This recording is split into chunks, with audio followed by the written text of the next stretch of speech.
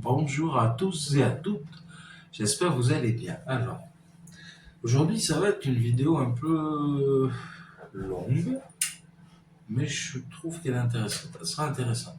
Le but étant de plusieurs choses. Montrer que les pédales Behringer, c'est pas que de la merde, pour être vulgaire, mais que c'est pas mal. Certes, ça vaut 15, 20, 25 peut-être. C'est en plastoc, c'est pour vous pas terrible parce que vous pensez que le son, vu que ça coûte pas cher, c'est nul. Non, c'est pas le cas.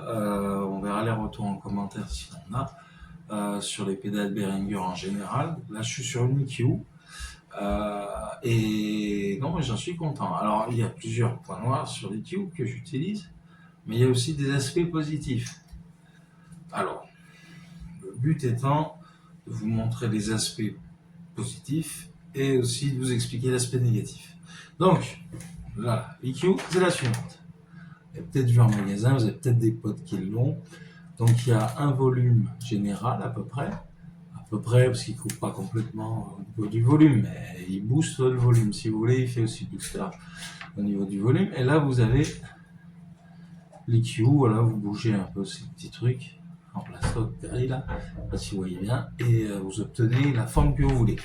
Un peu comme les vieilles chaînes stéréo qu'on avait où on pouvait sculpter le son de ce qui sortait, quoi, du CD, de la cassette ou n'importe quoi. C'est vieux, mais c'est comme ça que ça marchait. Alors moi j'ai une EQ, c'est une Mooer, c'est un peu plus quali, on va dire, au niveau du boîtier, c'est du métal, et il y a une stabilisation au point zéro. Là, il n'y a pas, faut vraiment y aller au pifomètre pour regarder le truc, ce qui n'est pas terrible. Celle que j'ai, c'est une Mooer, c'est pas la meilleure du marché, c'est une graphique, je sais plus combien, bon, c'est le même délire, hein. Il y a des petits trimpots où on bouge un peu, mais du coup, oui, on bouge verticalement. Voilà, donc déjà pour ça, il y a un mixeur qui est un peu mieux, ça vous intéresse, les pédales d'EQ, je peux vous en parler vite fait. Qui a des petites LED qui s'allument. Voilà, sur les petits trucs là qu'on bouge verticalement. Voilà. Et donc du coup, on peut y voir quelque chose et ça c'est pas plus mal. Donc les mixeurs ils font des bons trucs. Pour l'EQ en tout cas, et pour plein d'autres choses aussi. Donc là voilà, la LED est activée pendant le petit truc au début. Et je vais vous montrer activer, désactiver. Alors, désactiver, on a ce son là.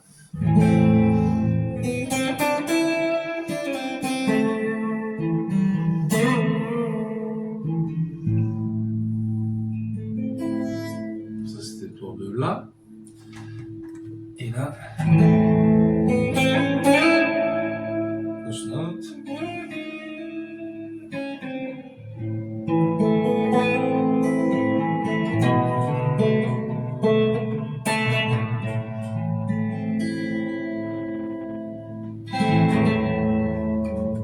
Voilà. Là, j'ai fait cet aspect-là. Je suis sur le micro-manche. Bon, rien d'exceptionnel. Là, maintenant, je vais creuser complètement. Voilà. Et on va voir la différence. En tout cas, j'espère que vous allez l'entendre quand même. Donc là, je refais un essai sans la pédale d'activer.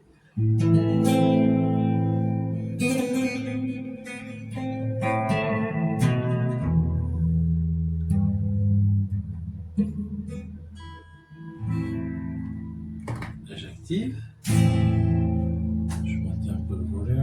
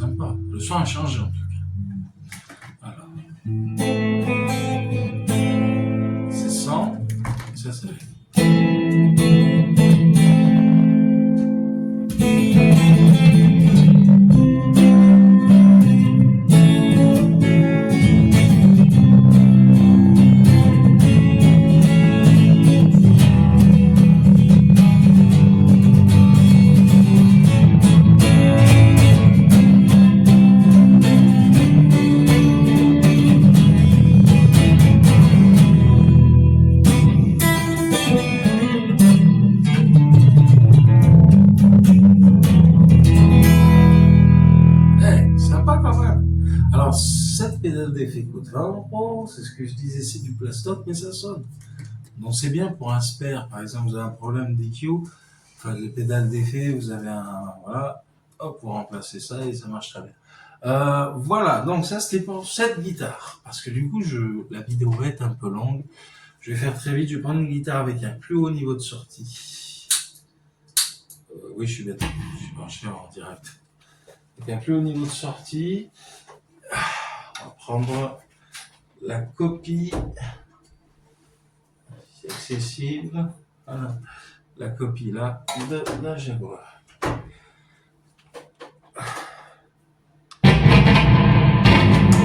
Désolé pour ça. Alors, on se met en micro-branche encore. C'est fait. Là, je suis sans la pédale à effet.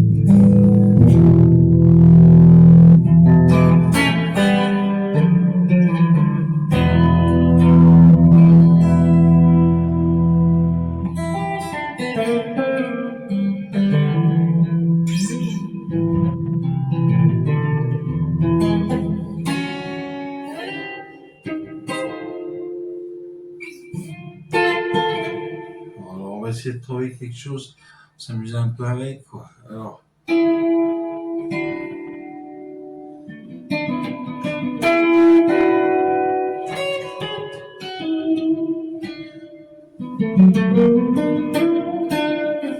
Alors bon, c'est tout bidon avec ça.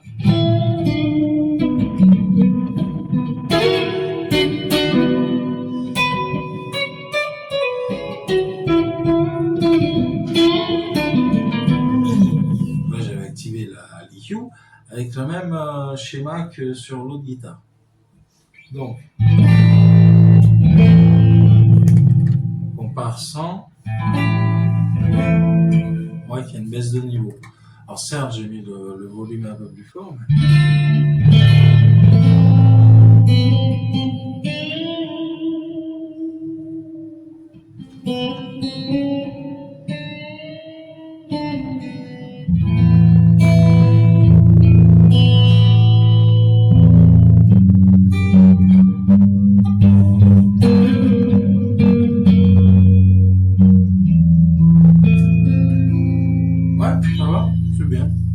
Maintenant, je vais refaire comme au début avec l'autre guitare.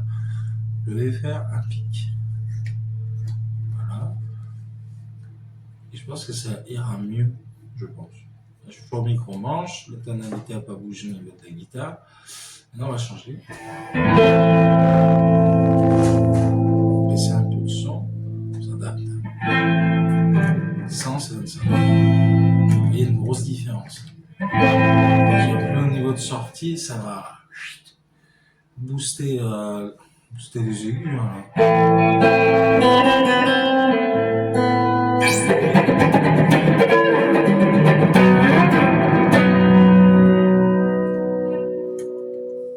sais plus tout à fait un mot.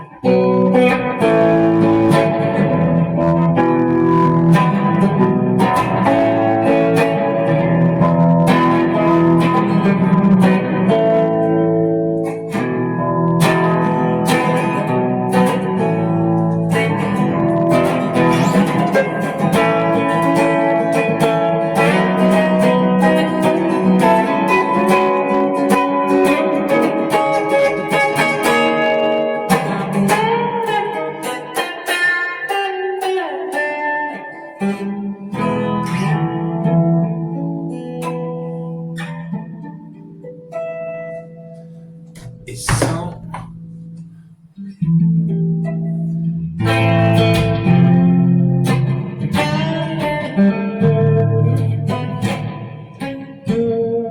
Sachez que l'EQ marche de pair avec l'overdrive, ou le drive, ou ce que vous voulez. Et ça va vraiment changer, sculpter votre son. Là, je suis en son clean juste pour vous montrer les différences entre les deux. Donc, je rebascule vers quelque chose d'un peu plus neutre, mais où je vais augmenter certaines fréquences pour obtenir quelque chose de sympa, quoi. Sans, ça donne ça. Les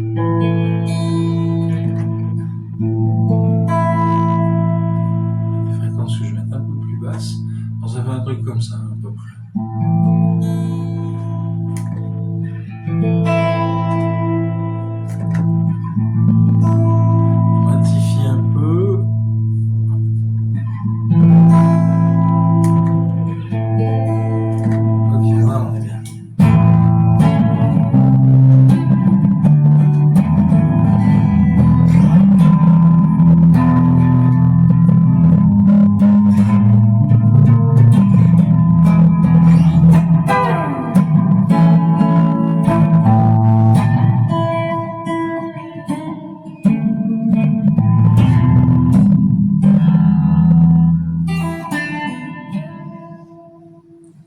Donc c'est sympa. Voilà, à vous de vous défouler dans les espaces commentaires sur ce que vous pensez de la graphique Equalizer EQ700 de chez Behringer comparé à la Boss, qui en est la copie conforme pour ce qui est de la Behringer, la copie quasi conforme. Les pièces sont peut-être de meilleure qualité, bon, et après c'est du chinois aussi, hein, ça dépend, hein, des japonaises au niveau des Boss, mais c'est du chinois aussi. Voilà, sauf que c'est en plastoc et moins bonne, ben, pas moins bon rendu, mais qualité diminuée parce que les coûts sont moins importants, parce que c'est du plastoc et que c'est fait en série assez rapidement. Voilà, mais sinon le son est bon. Moi je trouve que ça ajoute quelque chose si vous savez bien doser l'EQ. Simplement. Moi j'étais qu'au micro-manche, j'ai fait sur deux guitares, une avec des gros micros bobinés, simples, mais surbobinés comparé aux autres. Et voilà, c'était juste pour vous montrer ça. J'espère que ça vous a plu, la vidéo était longue. Mais j'espère que ça en aura valu le coup pour vous. Et si vous êtes arrivé jusqu'à la fin, vous pouvez vous abonner si bien sûr la chaîne vous intéresse. Et puis je fais d'autres vidéos, ça me motive à faire d'autres vidéos. Comme j'ai dit, YouTube, ça aide pas à manger, loin de là.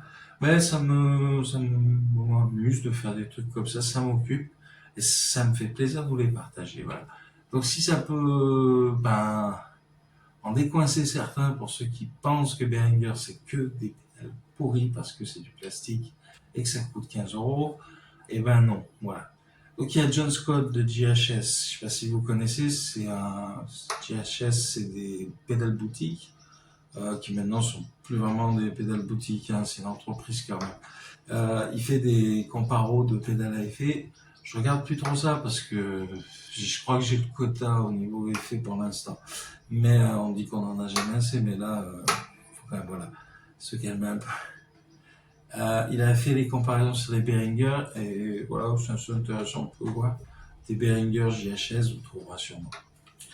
Voilà donc, c'est tout pour ça. Après, voilà, comme je vous ai dit, regardez, ciao, et la bise à tous. Et à bientôt, bien sûr, je l'espère sur la chaîne. Je l'espère pour moi personnellement, parce qu'il faut que je fournisse des vidéos. Sinon, vous avez encore mes anciennes vidéos. Vous pouvez commenter aussi, que vous pouvez voir sur ma chaîne, c'est dispo. Il y en a, elles datent de très vieux, et elles sont nulles. Mais il y en a aussi des vieux, mais bien. Bah, vous verrez. Je parle pas en bon français, vous avez compris. Bon, allez, à bientôt, à plus, et ciao, bye bye.